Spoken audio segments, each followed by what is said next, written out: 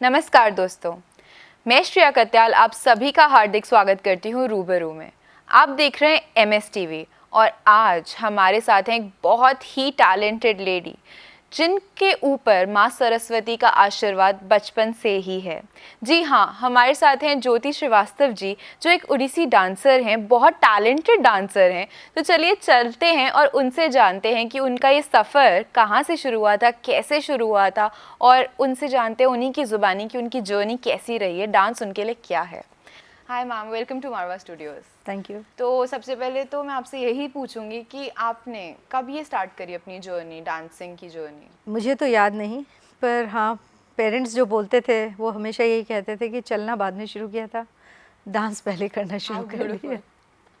तो मेरे ख्याल से मैं बॉर्न ही हुई थी डांस करने के लिए और डांस करते करते ही कहेंगे कि चाइल्डहुड से ही एक कला हाँ, थी, बिल्कुल बचपन से, बहुत छोटे से। हाँ। तो आपको तभी मतलब काफ़ी सारे हमारे जो टैलेंट होते हैं वो हमारे अंदर होते हैं, बट एक स्टेज होती है कि हम उनको डिसाइफर कर पाते हैं कि हाँ हम इस चीज़ के लिए बने हैं। हाँ। तो वो पीरियड आपको पहले ही पता चल गया था कि I am made for dance and आपके पेरेंट्स ने भी आपको उसी में मतलब डाल मुझे दिया? भी पता चलने से पहले मेरी माँ, अच्छा, जिन्होंने she recognized हाँ it. वो कहती थी कि जब मैं बिल्कुल छोटी, जब पलटते हैं बच्चे, तो बोलती थी मुझे तभी पता नहीं, हमारे घर में कोई डांसर नहीं है, ओह, पर मेरी मौसी थोड़ा बहुत शौक था, जैसा होता था करने नहीं देते थे, तो ऐसे छुपके जैसे करना वो सब करती थी। तो मौसी और माँ बोलती थी कि हम लोग तो बस सोचते ही रह गए कि हम लोग डांस करेंगे, लेकिन जब तुम पलटते थे जिस टाइम पे बच्चे, उस टाइम जो तुम हाथ की भंगिमाएं करती थी और जिस तरह से पैर चलाते रहती थी, तो हम लोग ये बोलते थे तो बिस्तर में ही नाचते रहती है, ये क्या डांसर बनेगी, ऐसा वो लोग सोचते थे। तो फिर उसके बाद तो जैसे जैसे ग्रोथ होता गया तो सबको यही लगता गया कि ये तो हर चीज़ में नाचती ही रहती है। मेरे नाचने का एक निशान ये भी है मेरे माथे में, आप देख सकते हैं। हाँ, मैं सिर्फ 2 साल की थी तो मुझे बर्फ़ी खाना बहुत पसंद था। मौसी ने लाके बर्फ़ी मेरे हाथ में दिया और मैं खाती भी नाचते नाचते थी, ऐसा वही लोग बताते थे, मुझे तो याद नहीं। तो वो खा के नाच रही थी और वो मेड शायद काम कर रही होगी तो पानी गिरा हुआ था, पैर फिसल गया तो दीवार का कोना लग के, तो मौसी बोल रही थी मैं तेरे को हॉस्पिटल ले आई थी लेकिन तू नाच रही थी।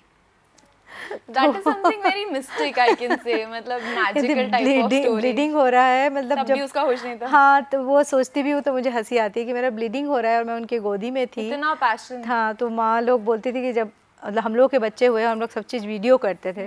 तो मतलब आपकी जो ये कला है, जो आपका ये पैशन है, भगवान ने दे के भेजा। हाँ, इतना सारा, इतना ज़्यादा इंग्रेव्ड है आपके अंदर कि सारे दर्द दुख भुला देता है।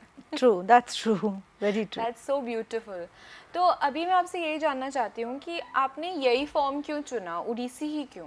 ये बहुत अच्छा सवाल है मेरे लिए और अक्सर लोग ये पूछते हैं क्योंकि मैं नॉर्थ इंडियन हूँ और पली बड़ी भी दिल्ली में हूँ और अर्ली 70s में तो तक दिल्ली में ओडिसी का इतना बोलबाला नहीं था, बहुत कम लोग थे, 2 ही गुरु थे, एक हरि कृष्ण बेहरा जी थे और एक मायाधर राउत जी थे। अच्छा। अर्ली 70s में, और दोनों की क्लासेस में मैं गई थी पर मैं इतना इंस्पायर्ड नहीं थी, ठीक है, क्योंकि मैं बहुत सारे डांस करते रहती थी और सब लोग बहुत तारीफ़ करते थे, तो कहते हैं ना जैसे बिगड़ा हुआ बच्चा, वैसी थी मैं। तो मुझे लगता था डांस तो मुझे आता ही है, तो मुझे जिसका क्लास अच्छा नहीं लगता था उसका छोड़ देती थी, जिसका अच्छा लगता था वहाँ चली जाती थी। तो इसी सफ़र में अचानक एक बार मैंने संजुक्ता जी का डांस देखा। संजुक्ता पानीग्रे उड़ीसी की बहुत बड़ी डांसर हुई हैं। उनका डांस मैंने कमानी में देखा और वो दिन और आज का दिन मैं भूल ही नहीं पाती हूँ कि बिल्कुल ऐसा लगा कि मुझे तो यही सीखना था, ऐसा मेरे को अंदर से ही फील हुआ। And that time I was hardly 12 years old। तो उससे पहले डिसाइड नहीं किया? उससे पहले तो मैं सब कुछ सीखती थी, मैं भरतनाट्यम, मणिपुरी, कथकली, कथक, अच्छा, सीखना आपने स्टार्ट कर सब। हाँ, क्योंकि मैं राउज एवेन्यू में रहती थी, मेरे घर के सामने गंधर्व विद्यालय था, 5 मिनट के वॉक में ये था बाल भवन था और बैक साइड में 5 मिनट के वॉक में भारतीय कला केंद्र और संगीत भारती था। और सब जगह मैं अपने आप को एनरोल की हुई थी। तो जब जहाँ मतलब कहीं कोई क्लास करती थी, मतलब इन चारों इंस्टीट्यूट में मैं कुछ ना कुछ सीख ही रही होती थी। That's amazing।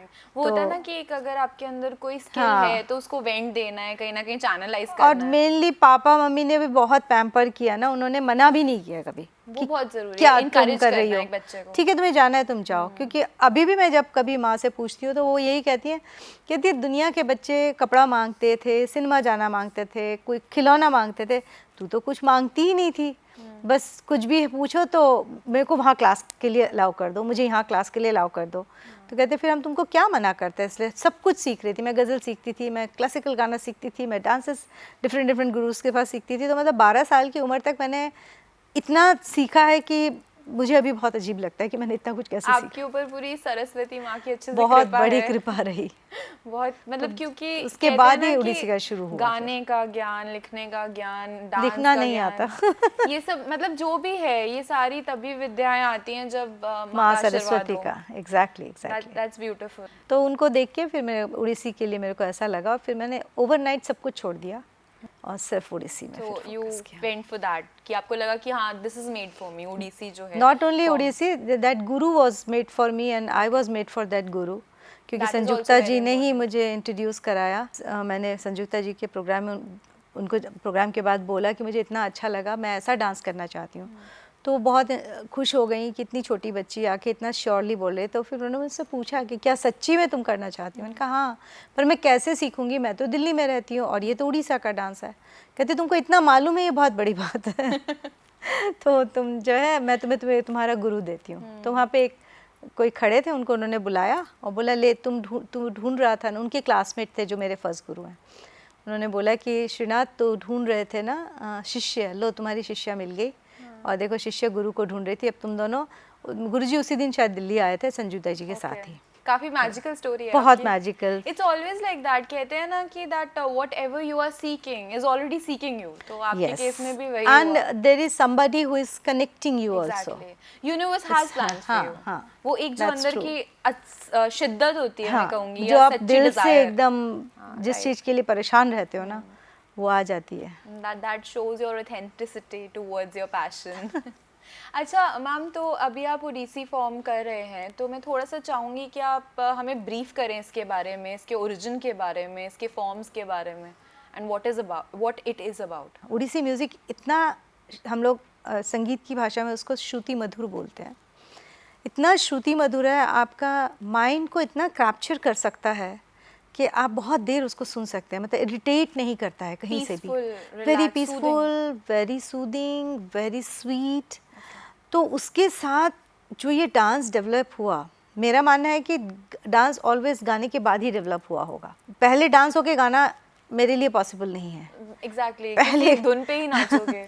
तो गाने से जो ये डांस डेवलप हुआ ना, तो उस वो वही स्वीटनेस, वही लिरिकल मूवमेंट्स, वही स्पिरिचुअल एक डिवाइन इम्पैक्ट, वो उसमें एक इनबिल्ट है। उसको अलग से हमें इनपुट नहीं डालना पड़ता। ट्रू।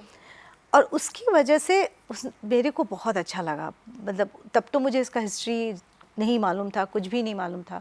बस इतनी सी चीज़ थी जिसने मेरा माइंड कैप्चर किया। और आज भी मैं देखती हूँ कि बहुत ही इंटीरियर जगह में जाके हम परफॉर्म करें, किसी भी विलेज में, किसी भी जगह, या फिर किसी भी देश में जहाँ उड़िया तो छोड़ो, हिंदी इंग्लिश भी नहीं आती है, are connected with us, connected with the dancer.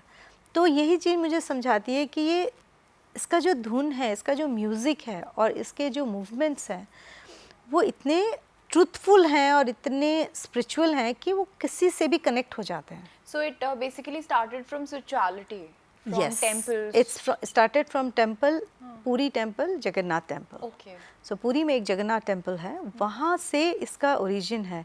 वहाँ पे जगन्नाथ जी इस कृष्णा, तो कृष्ण मीन्स अ डांसर, और कृष्ण का पूजा पूरा नहीं होता बिना नृत्य के। तो चाहे वो वृंदावन हो, चाहे गोकुल हो, चाहे द्वारकाधीश हो, कहीं पे भी वो डांस जो है वो है ही उनके साथ। तो जगन्नाथ जी की पूजा बिना उनकी सेवाएं होती हैं सुबह से शाम तक, उनकी हर सेवा में डांस और गाना मस्ट है। चाहे वो सोने जाते हैं, चाहे वो सुबह उठते हैं, चाहे वो नाश्ता खाते हैं, चाहे, क्योंकि ऐसा मानना है कि वो एक जागृत देवता है। He is the only live deity, Jagannath ji. तो उनका सारा चीज़ वैसे ही होता है जैसे हम लोग कहते हैं कि उठना है, ब्रश करना है, नहाना है, ब्रेकफास्ट करना है, काम पे जाना है, आना है, लंच करना है। तो जगन्नाथ जी का भी पूरा प्रोग्रामिंग ऐसे ही है। लेकिन उनके प्रोग्राम में कहीं पे भी ऐसा नहीं है जहाँ जो चीज़ बिना म्यूज़िक के है। So it is like connected with that. That and it his originated his from spirituals, his rituals, his lifestyle, मतलब जगन्नाथ जी का जो लाइफस्टाइल है उसमें संगीत और नृत्य मर्ज्ड है। तो मर्ज होने की वजह से जो डांसर्स होते थे वो लोग जगन्नाथ जी के सामने नृत्य करते थे प्रॉपरली, जैसे हम अभी आजकल मंच में करते हैं। ओके। एग्जैक्टली वैसे पूरा प्रॉपरली तैयार होके करते थे। और हर समय का नृत्य अलग होता था। जैसे सुबह में ज़्यादातर जयदेव के गीत गोविंद से अष्टपदीस पर नृत्य होता था। अच्छा। फिर दोपहर के टाइम पे जैसे उड़िया गीत है। हाँ, जैसे वो हम रिलेट कर लें कि अलग अलग राग भी होते हैं। हाँ, म्यूजिक राग में से ज़्यादा जैसे timing के हमारे accordingly। क्योंकि तब तो क्लासिकल नहीं था, Okay। ये तो फोक लाइफ था। तो जैसे फोक लाइफ में होता है, आप ट्राइबल्स में जाइए या गांव में कहीं पे भी उनके जाइए, अपने डांस हाँ, सुबह में थोड़ा भजन होना है, दोपहर को थोड़ा बैठ के खाना खाने के बाद थोड़ा बैठ के, ऐसे ही मंदिर में था। तो वहाँ से ये शुरू हुआ। लेकिन उसके बाद धीरे धीरे जो विलेजर्स हैं जो यहाँ पे डांस करते थे मंदिर में, उनको महारीज बोलते थे। महारी यानी कि देव, जैसे बाकी भारत में देवदासी थे वैसे उड़ीसा में महारी थे। लेकिन देवदासियों का बहुत एक्सप्लॉयटेशन हुआ था, महारी उससे बच गई थी क्योंकि उड़ीसा में बहुत स्ट्रिक्ट था बहुत सब कुछ, और मुगल का इतना ज़्यादा इन्फ्लुएंस नहीं हो पाया था। तो इसलिए महारीज थोड़ा इसी पॉइंट में देवदासी से थोड़ा अलग रह गई। और महारी बोलते ही इसलिए थे कि महान नारी, जो छोटी छोटी बच्चियाँ किसी भी वजह से भगवान के यहाँ डोनेट करते थे, या कोई अपने मन से भी जाती थी, या कोई रिलेटेड होते थे और वो प्रॉमिस करते थे कि मेरा बेटा होगा तो हम अपनी बेटी भगवान के मंदिर में देंगे। ऐसे करके महारियाँ वहाँ पे होती थी मंदिर में। और वो सिर्फ मंदिर तक था, वो लोग they were not suppose to come out of the mandir और टेम्पल्स। हाँ, temples, they were temple girls. और वो वहीं पे रहते थे, वहीं डांस करते थे। उनका डांस मंदिर में लोग देखते थे तो पीछे से देखते थे, क्योंकि उनका फेस भगवान की तरफ होता है। और फिर बहुत से राजाओं ने सोचा, समाज के बहुत लोगों ने सोचा कि ये बहुत इन्फॉर्मेटिव है डांस, और डांस के थ्रू हम बहुत से लोगों को बहुत तरह से एजुकेट कर सकते हैं। मैसेजेस जैसे हाँ, आजकल होते हैं, मैसेज ओरिएंटेड है। तो उसके लिए क्या किया जाए, तो कोई किसी को रास्ता नहीं मिल रहा था। और इधर हमारा देश फाइटिंग लेवल से गुजर रहा था, आज़ादी की लड़ाइयाँ चल रही थी। तो महारीज भी इतना ज़्यादा नहीं थी, धीरे धीरे महारी प्रथा ख़त्म हो रही थी। तो उस समय पे फिर कुछ लोगों ने, जो गुरु लोग महारी को तैयार करते थे, उन लोगों ने कुछ लड़कों को तैयार करना शुरू किया, छोटे लड़कों को। और वो लड़कियों की तरह तैयार होते थे क्योंकि ये लड़कियों का डांस था। तो इसीलिए वो लड़के लड़की की तरह सजते थे। कि जनरली देखा जाता है कि women are into this dancing form, तो लड़के भी आते हैं। लड़के भी हैं। जैसे लड़कों का हिस्ट्री ये है कि नृत्य कृष्ण से भी पहले शिव ने शुरू किया था। पहला नृत्य का जो लेसन है वो शिव ने दिया है नंदी को, और नंदी के थ्रू फिर गंधर्वों ने हमारे धरती तक इसको ट्रांसफर किया। नटराज का इमेज भी दिखाया जाता है। तो शिव और पार्वती दोनों ने मिलके, पहले शिव ने किया नृत्य, उसके बाद पार्वती ने दिखाया कि नहीं, खाली तुम ही नहीं कर सकते हो, मैं भी कर सकती हूँ। तो जो पार्वती ने किया वो लास्य हुआ, और जो शिव ने किया वो तांडव हुआ। तो हमारे इतिहास में पुरुष और स्त्री दोनों ऑलवेज इक्वली रहे हैं, चाहे वो नृत्य है, चाहे वो वैदिक सभ्यता है, या फिर हमारा आज का लाइफ है। ऑल द टाइम से शिव और शक्ति का मिलन ही संसार को डिपिक्ट करता है। एग्जैक्टली। तो डांस वहाँ से आया, और उड़ीसी में फिर गुरुओं ने गोटीपुआ, इन लोगों को गोटीपुआ, गोटी का मतलब वन, पुआ का मतलब लड़का, एक लड़का।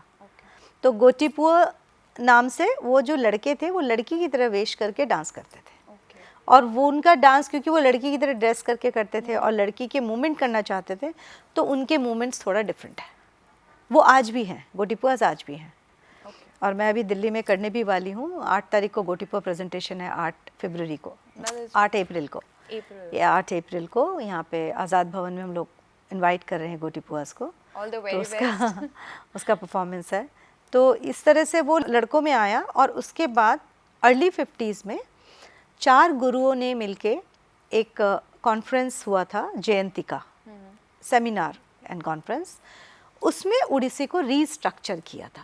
वहाँ से ये क्लासिकल के रूप में उसको रीस्ट्रक्चर करें, क्योंकि उससे पहले वो क्लासिकल नहीं था, it was just a Odia dance. हाँ, एक वो मतलब जैसे हमने डिस्कस किया कि एक way of showing a devotion. Yes, devotion show करने का, पहले डिवोशन, उसके बाद वो एक टीचिंग प्रोसेस बना थ्रू गोटीपुआस, सो दैट सोसाइटी में वो लोग महाभारत, रामायण, गीता, ये सब के बारे में कैसे एजुकेट करें लोगों को, तो थ्रू डांस वो लोग करते थे।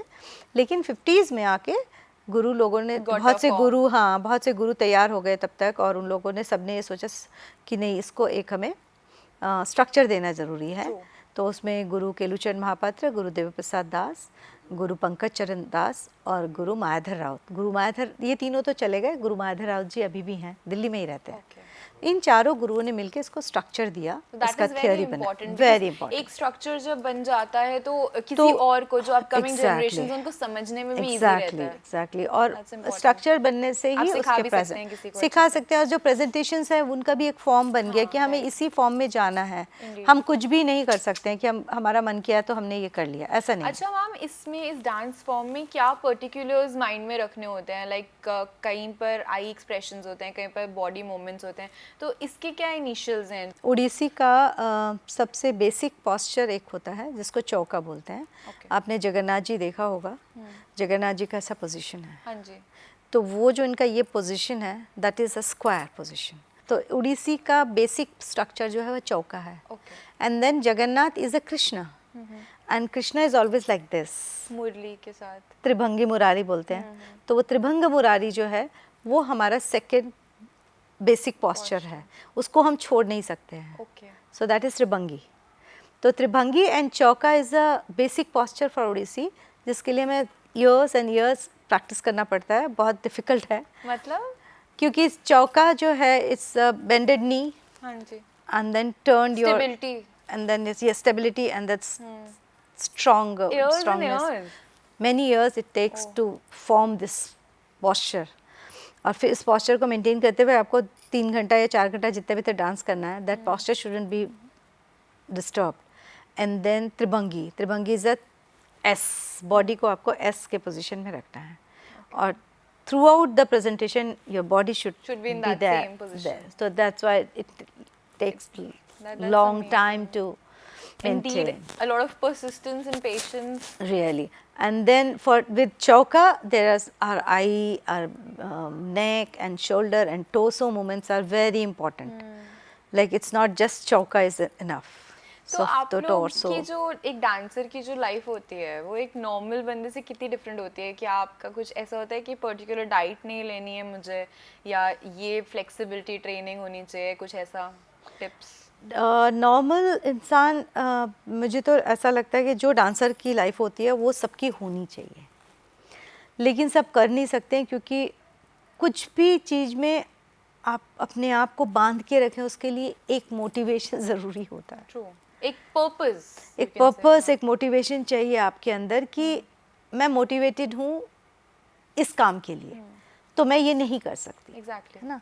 जैसे एक छोटा सा एग्जांपल है कि कभी भी अगर रिलेशन में चले जाओ या किसी की बर्थडे पार्टी में चले जाओ या शादी में चले जाओ, तो एक कॉमन सेंटेंस होता है, यार एक दिन खा लेगी तो कुछ नहीं होगा।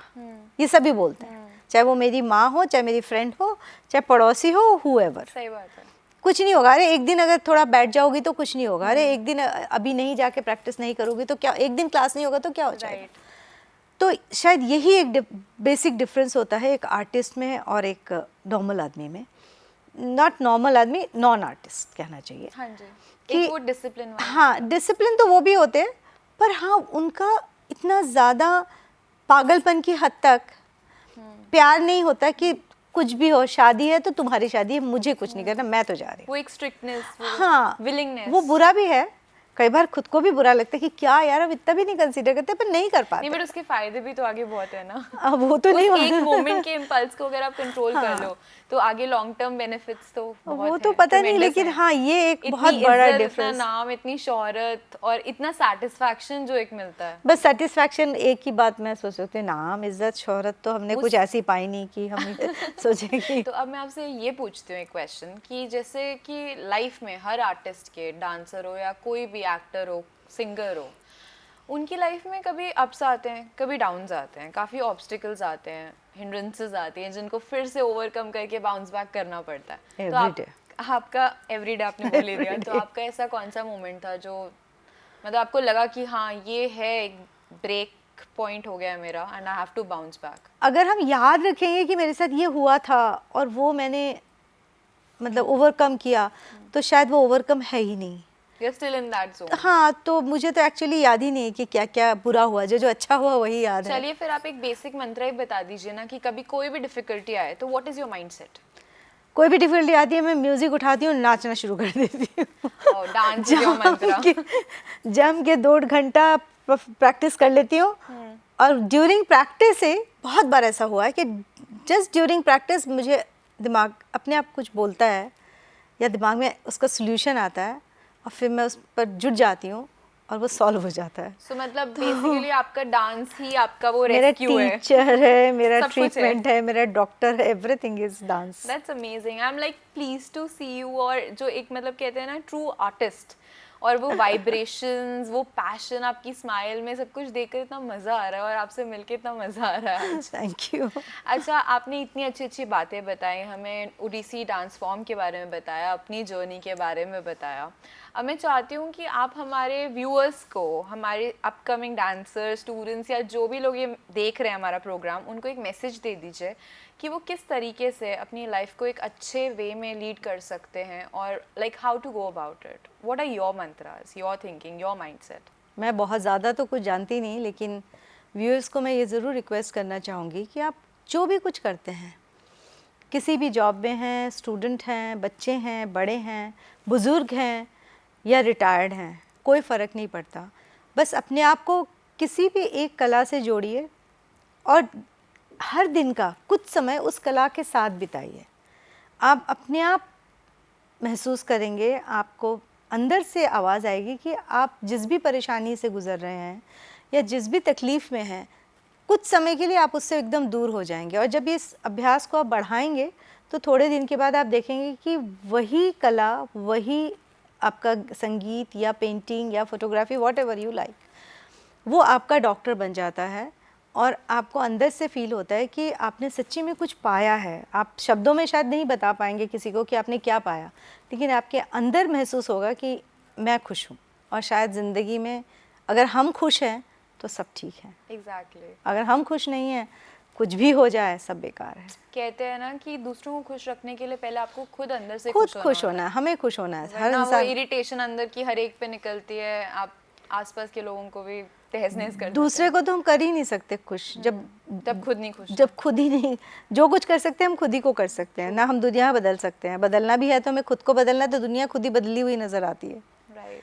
तो हर चीज़ हमारे साथ जुड़ी हुई है और वो और खूबसूरत हो जाती है जब आप किसी भी कला से जुड़ते हैं।